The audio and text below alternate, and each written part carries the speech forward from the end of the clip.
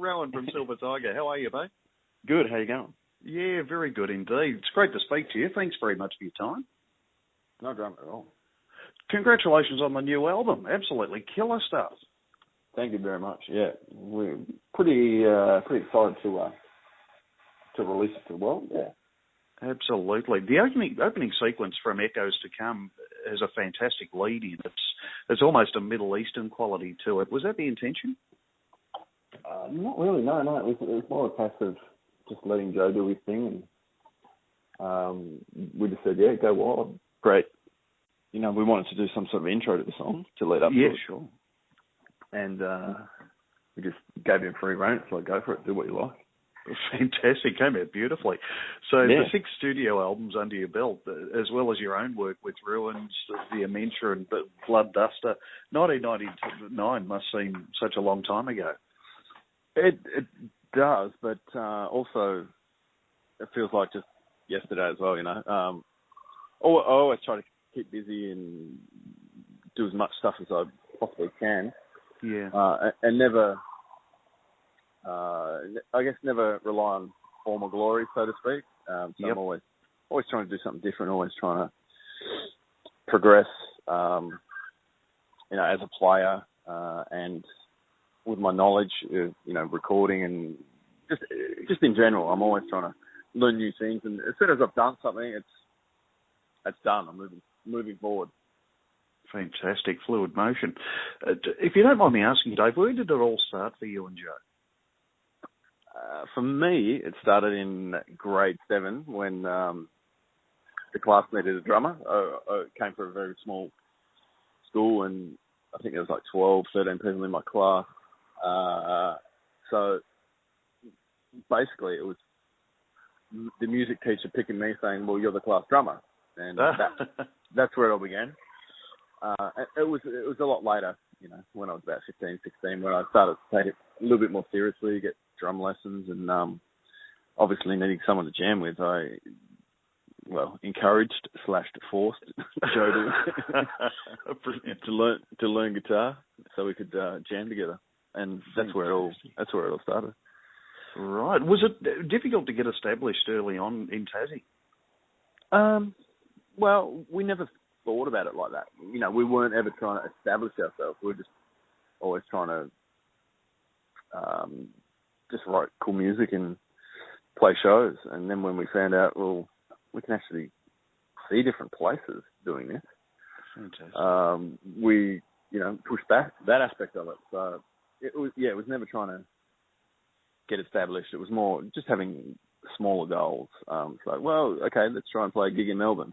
Okay, we've done that. Let's try and play Sydney. Okay, we've done that. Let's try and play in Europe. You know, kind of thing. So it was always a progression and doing what naturally came next for us. Oh, fantastic. Do you remember a defining moment when you realised that you're well and truly on your way?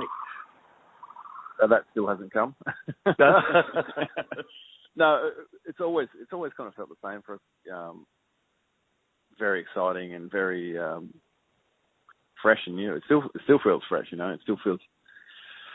I just had the album actually delivered to me today for me to look at, and it's still exciting. It's like, wow, this is cool. And you know, seeing it on LP as well, so it's still exciting for it.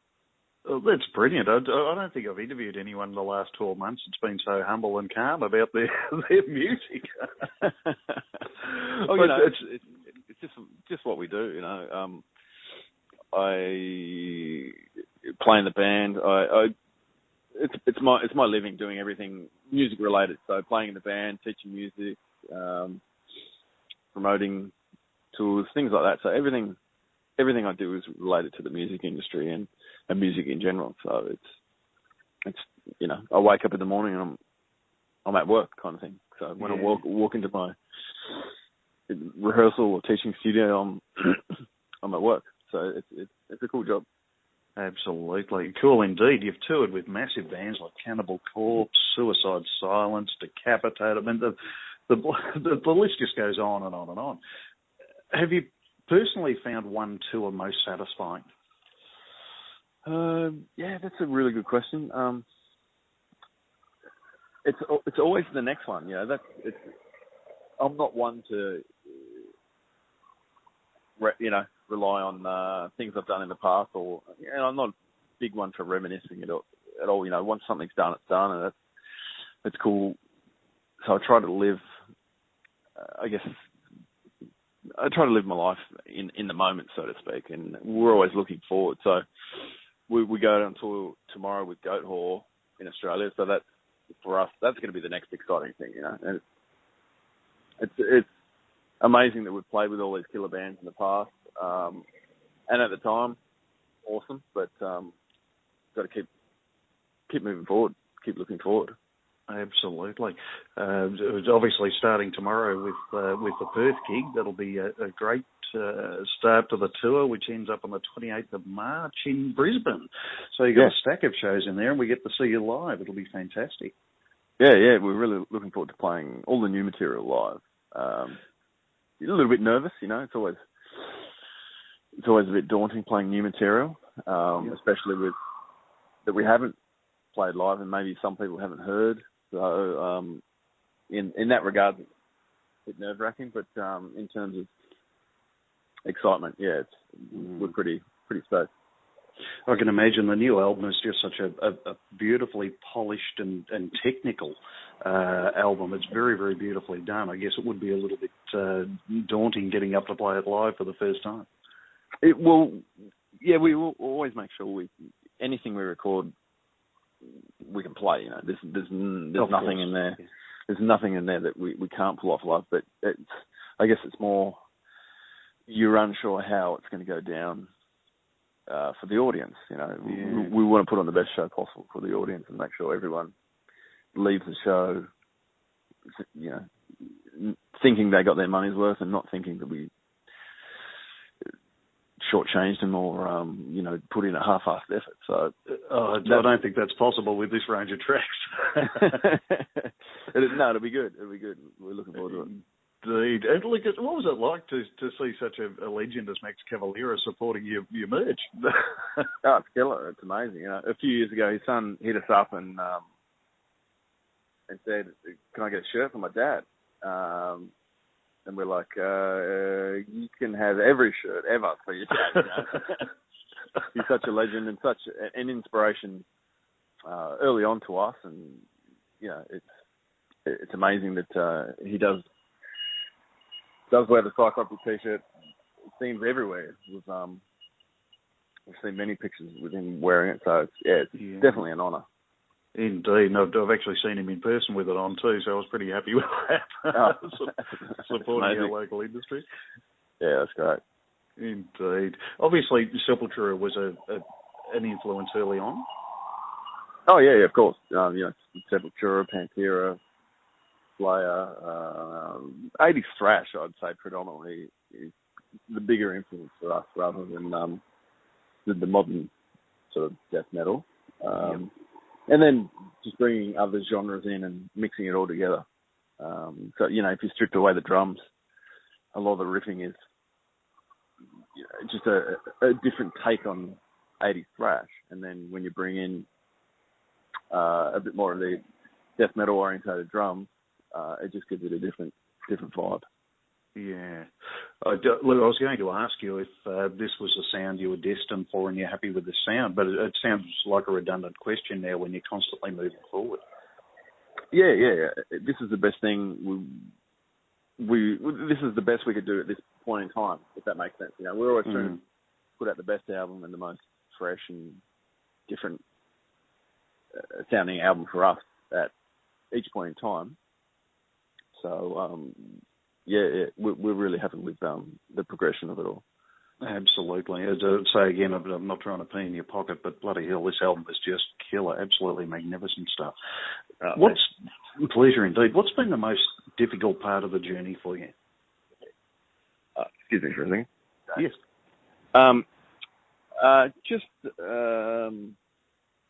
Excuse me 1 second. Just $1 or is it $1? Okay. I was just accepting a merch delivery.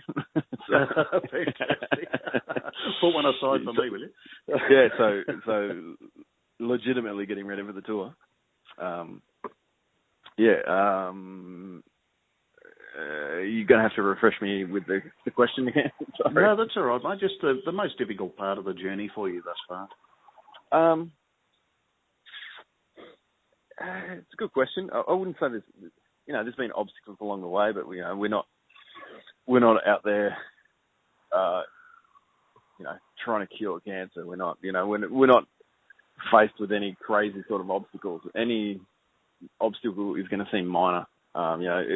A flight delay or someone giving you a bad review, blah, blah, blah. That sort of stuff, in the grand scheme of things, is minor. So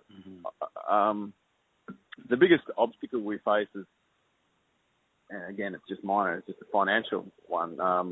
Before we tour overseas, it's going to cost 10, 12 grand before the first show's played.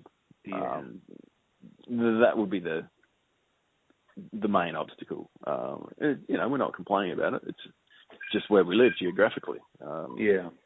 But yeah, in terms of the big obstacles, there's not much. No worries. Oh, that sounds great. Your drumming is so ferocious and fast. What's your secret to such skill? Just practice. There's no secret. I'll make it perfectly clear to everyone. If you want to play this style of music, you got to practice, and you got to continue your practice because it is quite physically demanding. So if I haven't played for a few days or a week or so, I'm going to lose my chops. So I've got to continually be on top of that and keep pushing the practice regime. So yeah, it's definitely no secret at all. It's just indeed. I did a review on the album where I challenged people to keep up with the moshing to your drum work. They'd need a harness to keep their bloody head on. Awesome. Awesome. Would you have a best live show of your career so far, or do you reckon it's yet to come? I hope it's coming. If it's a hard one. You can play in front of thousands of people and not perform the best, and you think that might be on paper the best show ever, but it's not because you didn't play too well. Or there could be 10 people there and you play things perfectly, and that could be the best show. So it's a hard one. On paper you'd think playing a festival, thousands of people, that should be the one, but in a lot of cases it's not, So I think that always comes back down to the reminiscing sort of thing. It's not something I'm into because I just want to move forward, just keep moving forward. I don't know. I hope the best show is on this tour, and then I hope the next best show is on the next tour. So absolutely. Terrific. And look, congratulations once again on the album. It's a terrific piece. We'll be catching up with you, I think, in Melbourne and Geelong, hopefully, to take a few shots of you guys in action. Thanks very much for your time today, Dave. No worries. Anytime. And we'll talk to you shortly. And travel safely, my friend. Killer. Thanks a lot. I'll see you soon. Cheers, Dave. Bye-bye. Okay. Bye.